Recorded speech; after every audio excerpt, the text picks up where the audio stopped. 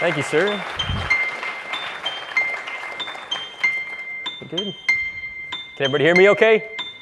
All righty, let's get started.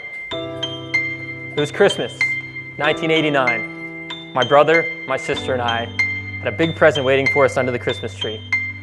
We weren't sure what it was. We were hoping and praying. Ripped it open, and sure enough, the greatest thing ever invented, a Nintendo Entertainment System. As soon as we plugged that sucker in, I was hooked on video games.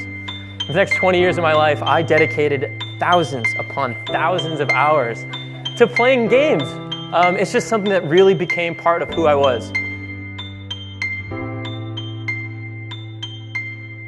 It was the first time I'd ever actually been emotionally involved. I really cared about what I was trying to do with a video game. Fast forward about 8 years, I come across a game that blew the doors off of what I thought was possible when it comes to playing video games. That game was called EverQuest. Anybody here have ever played World of Warcraft? This is the reason that World of Warcraft pretty much exists, the success of this game. I immediately fell in love with it. It was a persistently online, always existing world of thousands and thousands of real people playing, leveling up a character, slaying dragons. Everything about this game screamed epic. But I realized something. I started devoting more and more of my time to playing EverQuest and less of my time to doing things in real world. I would spend 6, 10, 12 hours a day playing EverQuest. Actually, one of my college roommates is in the crowd, Joe, and Joe and I would spend hours playing EverQuest. Joe is actually now a video game developer, believe it or not. And he's really freaking good at it.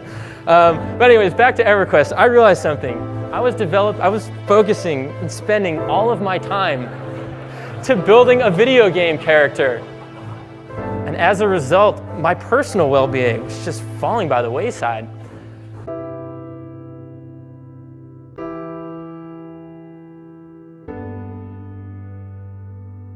And it made sense to me.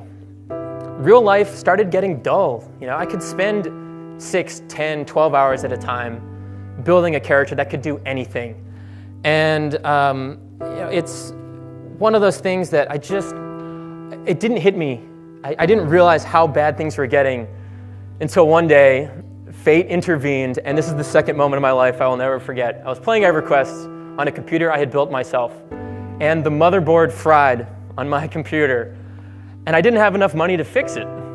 So I couldn't play anymore, and I was immediately devastated. Like, all my friends are online, and what am I gonna do? And then I thought to myself, dude, you're spending 10 hours a day playing this freaking game, leveling up a character, living in a virtual world.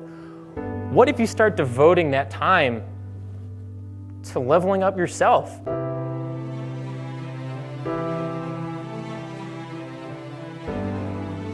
So, I decided to look at my life as one giant video game. Instead of leveling up a character on a computer screen, I wanted to level up myself. Instead of gaining experience points, I wanted to gain experiences and give myself experience points by having fantastic experiences. You start out as this weak individual, and little by little you become better, stronger, more powerful, smarter. You gain all these skills and experiences, and I love that concept. Now, on top of that, achievements and accomplishments. Anytime you play a game, whether you're playing it for 3 minutes, anybody that's ever played Angry Birds or any sort of game on an iPhone that takes 30 seconds to get through a level, no matter what you're doing, you're always getting a little bit better. I loved exploring in games like Zelda and EverQuest. I love looking at a mountain in the distance and saying, I wonder if I can get over that. Or seeing an ocean and wondering what's at the bottom of it. Which is kind of funny, because up until I was 25, I'd never been outside of North America. I'd spent all my time exploring online and not enough time exploring in real life. So, I turned my life into my epic quest of awesome. Everybody's got a bucket list. Screw that. I have an epic quest of awesome.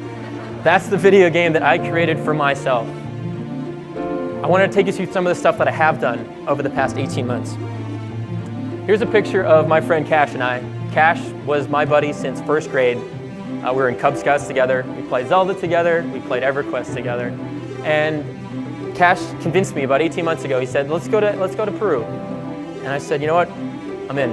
I would love to go explore. And we got to Peru, and we got there before the sunrise. And you know, the clouds parted, the sun came up over the hill, and I had this moment. Okay, I finally feel like I'm on the right path in my life right now. I get it. I was exploring ancient ruins in a game, now I'm exploring them in real life. I got to do things like hike a glacier, skydive, which scared the crap out of me. But man, that was fun. Not only that, I got to fly a stunt plane.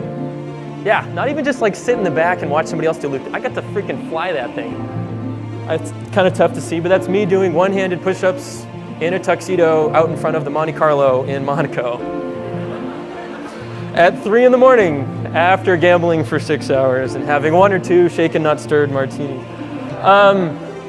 The reason I did it was because I loved James Bond. I loved playing GoldenEye, and I wanted to spend a weekend living like James Bond. So I looked up, I hacked my way into it, and I did it. That's me, like I said, at 3 in the morning out in front of the Monte Carlo, getting angry looks from every guard there.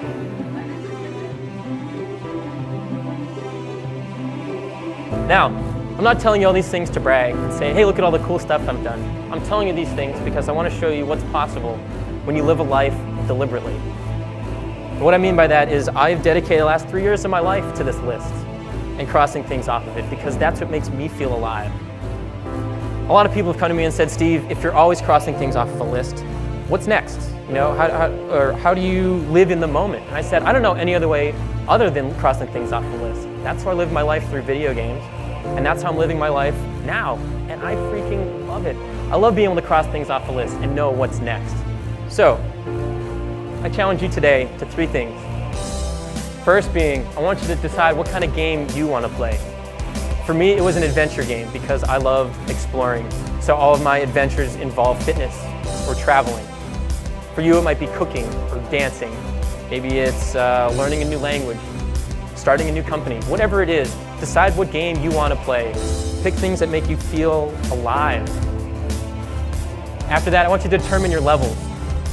When I say determine your levels, I mean decide right now if you're level 0 and level 50 is what you want to be eventually. How can you break down what you hope to accomplish into bite-sized pieces, going step by step until you eventually get to where you want to go? Yeah, it might take years. Years you have. It's much better than looking back 40 years from now with regret. And for that last reason, I want to tell you to hit start. Jump in.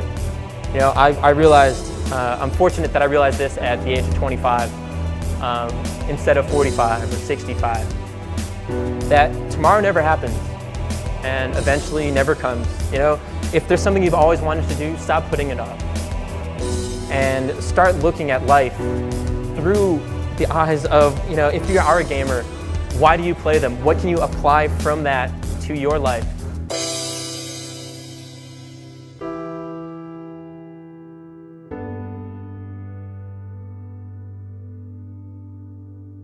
I want to leave you with one final thought today. On an old school Nintendo, there are 2 buttons, power and reset.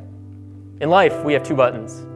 Power, it gets turned on once, and it gets turned off once. But we also have that reset button. If you're doing something that doesn't make you happy, hit reset, start over.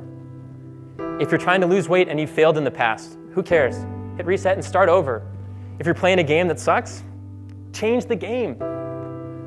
We only have one chance in this life. You know, there are no extra lives.